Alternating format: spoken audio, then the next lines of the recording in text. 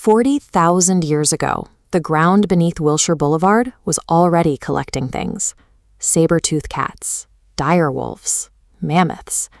Liquid asphalt seeping up from the oil below caught them and held them perfectly preserved.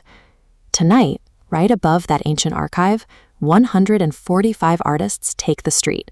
Every single piece of art is human-powered. No motors, no batteries.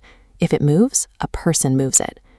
This timeline diagram maps a ceramic plate used by artist Kim Abels. She places these plates on her studio roof and lets Los Angeles smog settle onto them. The timeline below matches each plate's exposure time to a specific world leader's environmental record. The worse the legacy, the darker the face that builds up from the exhaust. Here is a geological cross-section, mapping the Los Angeles basin. Below the concrete, we can see massive aquifer layers and a flowing ground river. The modern city drinks from this deep system every single day, even though no one walking above can see it. Stripping away motors and speed forces a hyper-fast city to move at the same pace as a walking human. On Wilshire, that means every participant is physically treading on the 40,000-year-old archive they usually drive over at 60 miles an hour. In January 2026, uncontrolled fires ripped through the Palisades and Altadena neighborhoods. Decades of modern land management decisions allowed vast amounts of dry brush and dead wood to accumulate, creating the exact conditions for rapid destruction. This side-by-side comparative model maps two approaches to fire. On the left is an indigenous land management practice developed over thousands of years, a controlled, directional burn that safely clears out excess fuel. On the right is what happens when those managed burns are suppressed for a century and a half. The fuel builds up, and the fire becomes an uncontrolled disaster. The city is shaped by the natural forces it tries to contain, but its sprawl and its culture are built around one specific piece of machinery, the automobile.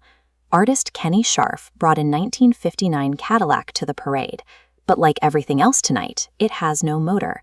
It is 4,200 pounds of dead American steel and rubber resting on the asphalt.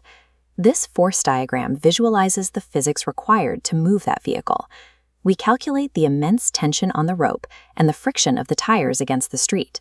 Solving the equation reveals the massive amount of physical exertion a single human body must generate just to pull this machine at a walking pace. Removing the engine converts the car into a massive, inert weight. On the street, it functions as a visible measurement of human labor required to move 4,200 pounds of steel by hand. The street also serves as a canvas.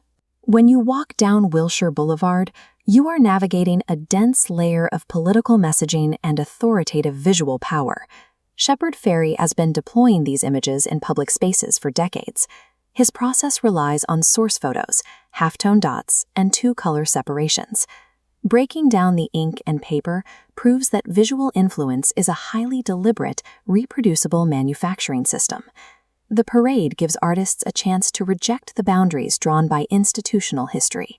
Tonight, one performer reimagines Dora Maar, a surrealist artist best known as the subject of Pablo Picasso's Weeping Woman. Instead of staying trapped inside Picasso's frame, she reclaims her own identity by walking right out of it. Further down the street, Ozzy Juarez gathers discarded shopping carts and fills them with faded photographs, toys, and hubcaps from Southeast LA. He strips the cart of its commercial purpose and turns it into a rolling altar for the dead. Grief is usually kept indoors. But by pushing these shrines down Museum Row, or by shedding political history, these artists use the open street to force the city to witness the private burdens they carry. Los Angeles is a geographic endpoint. People from every continent arrive here and decide to stay, bringing their cultural traditions with them. Tonight, the parade acts as a live-action map of that massive migration. The artist Ralph Simon traveled from Johannesburg to Vertis, California. He brings a rural African folktale about a wedding ceremony on bicycles. Women from Zimbabwe and Mpumalanga encode that narrative onto the bikes. The geometric Ndebele beadwork carries their history stitch by stitch. Taking over Wilshire Boulevard with these intricate handmade objects is a serious act. It is a deliberate way for these communities to claim public space and assert that they belong here.